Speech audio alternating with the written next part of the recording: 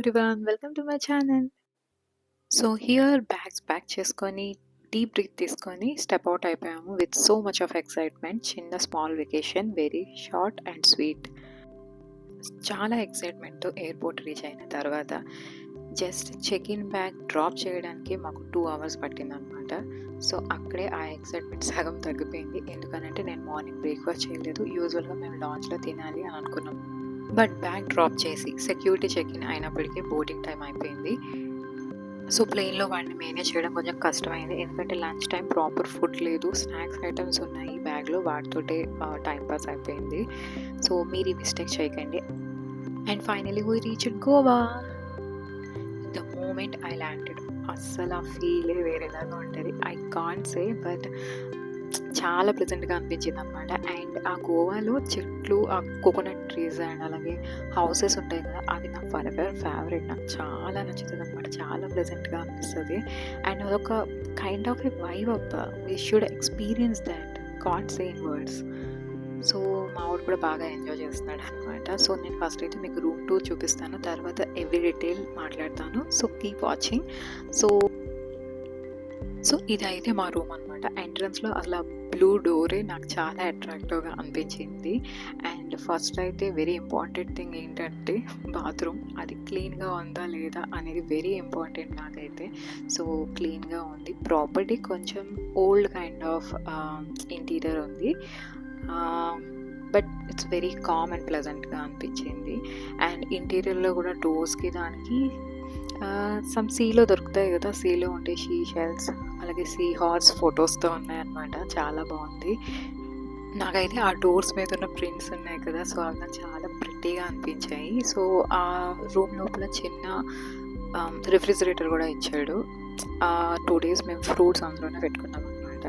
It's really useful. And ఈ రూమ్లో మాకు నచ్చింది ఇంకో పార్ట్ ఏంటంటే పక్కనే ఒక చిన్న దివానా లాగా ఇచ్చాడు. సో అంటే 1 person అక్కడ పడుకోవచ్చు, రెస్ట్ తీసుకోవచ్చు అనమాట. ఎందుకంటే సమ్టైమ్స్ మా బాబు చాలా రోల్ అవుతూ ఉంటాడు నైట్ టైం. సో బాగా డిస్టర్బెన్స్ అవుతుంది. సో అలాంటప్పుడు ఇట్స్ హెల్ప్స్ అలాట్. నెక్స్ట్ ఈ రూమ్లో నాకు మా ఆయనకి బాగా నచ్చిన పార్ట్ ఏంటంటే బాల్కనీ ప్లేస్ అనమాట. మేమిద్దరం బాల్కనీ పిచ్చోళ్ళం. అదేంటో తెలియదు, మాకు లేవగానే టీ టైం మాత్రం బాల్కనీలో చాలా టైం స్పెండ్ చేస్తాం అనమాట. సో ఈ బాల్కనీ వ్యూ అయితే మాత్రం చాలా బాగా నచ్చింది. ఇట్స్ రియల్లీ కామ్ అండ్ చెప్పలేను, చాలా ప్లెజెంట్గా అనిపించింది. అండ్ ఆ హౌసెస్ వ్యూస్ చూసి ఐ వాజ్ లైక్ హెవెన్లోకి వచ్చేసాను అనిపించింది. నెక్స్ట్ అయితే లంచ్ చేయడానికి అయితే అక్కడ రెస్టారెంట్కి వెళ్ళాము. అక్కడ సమ్ వర్క్స్ జరుగుతున్నాయి. ఇదైతే ఫస్ట్ ఫ్లోర్లో ఉంది రెస్టారెంట్, బట్ కిందని ఐ మీన్ గ్రౌండ్ ఫ్లోర్లో కొత్తగా రెస్టారెంట్ అది రెనోవేషన్ జరుగుతుంది అనమాట. బట్ ఇదైతే నాకు ఫస్ట్ ఎంటర్ అవగానే కొంచెం బ్లాక్ అదోలా అనిపించింది అసలు. బట్ చాలా ఆకలి మీద ఉన్నాం కాబట్టి కూర్చొని అయితే తినేసాము. అండ్ ఫుడ్ అయితే చాలా టేస్టీగా ఉంది, no worries in that. And resort details అయితే, resort name coconut grove resort అనమాట. ఇది కంప్లీట్ సౌత్ గోవాలో ఉంది. అండ్ ఎయిర్పోర్ట్ నుంచి డిస్టెన్స్ అయితే 2 airports ఉన్నాయి కదా గోవాలో. సో ఫస్ట్ అయితే డాబులిం ఎయిర్పోర్ట్, మేము దిగింది అక్కడే అనమాట. అక్కడ నుంచి అయితే 45 minutes పడుతుంది. అండ్ ఇంకొకటి మనోహర్ ఇంటర్నేషనల్ ఎయిర్పోర్ట్, అక్కడికైతే 1.5 hours ఖచ్చితంగా పడుతుంది. రిసార్ట్ వ్యూ కానీ మెయింటెనెన్స్ కానీ ఫుడ్లో కానీ ఏమీ ప్రాబ్లం లేదు. బట్ ఒక్క దగ్గర ప్రాబ్లం ఏంటనంటే వెజిటేరియన్ కర్రీస్లో పెద్ద వెరైటీస్ ఏమీ లేవు, ఓన్లీ పన్నీర్ ఉందన్నమాట. మిక్స్డ్ వెజిటేబుల్ అడిగినా కూడా లేదు అని చెప్పారు. బట్ ఉన్న ఫుడ్లో మాత్రం టేస్టీగా ఉంది.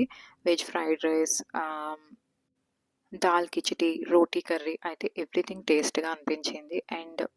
అండ్ స్టే అయితే మాకు 3 nightsకి 2 personsకి 13,000 అరౌండ్ అలా పడింది. So you guys plan according that. But I personally like this. Why అనేది ఎండ్ ఆఫ్ ద వీడియో వరకు చూడండి, నేను మీకు చెప్తాను వై అని. అండ్ ఇక్కడైతే మేము రీచ్ అయిన తర్వాత మా హస్బెండ్కి కొంచెం కోల్డ్ అండ్ ఫీవర్ ఉంది, తను రెస్ట్ తీసుకుంటున్నారు. మేమైతే లాబీలోని కాసేపు వాడికి ఎంగేజ్ చేశాను అనమాట కలరింగ్ వాడితో. ఆ తర్వాత కాసేపు రెస్ట్ తీసుకున్న తర్వాత ఈవినింగ్ ఇలా రెడీ అయ్యి కాసేపు వాడు నేను పిల్లోస్తోని ఇలా ఫైటింగ్ ఆడుకుంటున్నాం అనమాట. ఆడుకున్న తర్వాత అక్కడికి దగ్గరలోనే బీచ్ ఉంది, సో అక్కడికైతే వెళ్ళాము. బీచ్కి వెళ్ళే రూట్ కొంచెం లైట్ తక్కువ ఉండి కొంచెం హారబుల్గా అనిపించింది. సో ఫోన్ లైట్ కన్నా టార్చ్ తీసుకెళ్తే better, don't miss that. And why I like this resort most అంటే, నాకు యూజువల్‌గా జనాలు ఎక్కువగా ఉంటే నేను అక్కడ ఆ వైబ్‌ని ఎంజాయ్ చేయలేననమాట. నాకు కొంచెం పీస్‌ఫుల్‌గా కావాలి. సో, అందుకే నాకిది బాగా నచ్చింది. ఎందుకంటే రిసార్ట్‌కి దగ్గరలో ఉన్న బీచ్ ఏరియా ఏదైతే ఉందో అక్కడ అంతగా క్రౌడ్ ఎవరు లేరు. కొద్దిగా ఫారినర్స్ ఉన్నారంటే ఒక 10, 15 మెంబర్స్. సో, ఎలాంటి డిస్టర్బెన్స్ లేదనమాట. మేము ఆ వైబ్‌ని చాలా ఎంజాయ్ చేశాము. సో, నైట్ ఇలా వెళ్ళిన తర్వాత ఆ కామ్‌నెస్, ఆ వేవ్స్ యొక్క sound, it's really makes me very peaceful. ఆ కామ్ వెదర్‌కి కొంచెం రొమాంటిక్ వైబ్స్ కూడా ఉన్నాయన్నమాట. So, because this is our anniversary month. So, ఇద్దరం ఒకరి చేయి ఒకరు పట్టుకొని కొద్దిగా ముచ్చట్లాడుకుంటూ, ఆ మెమోరీస్‌ని గుర్తు చేసుకుంటూ, ఆ డేనైతే అలా స్పెండ్ చేశామన్నమాట. So, that's it for today's vlog. And next వ్లాగ్‌లో నెక్స్ట్ డే ఎలా స్పెండ్ చేశాము, ఏ ప్లేసెస్‌కి విజిట్ చేశామనేది చూపిస్తాను. Keep watching and subscribe our channel. Thank you so much.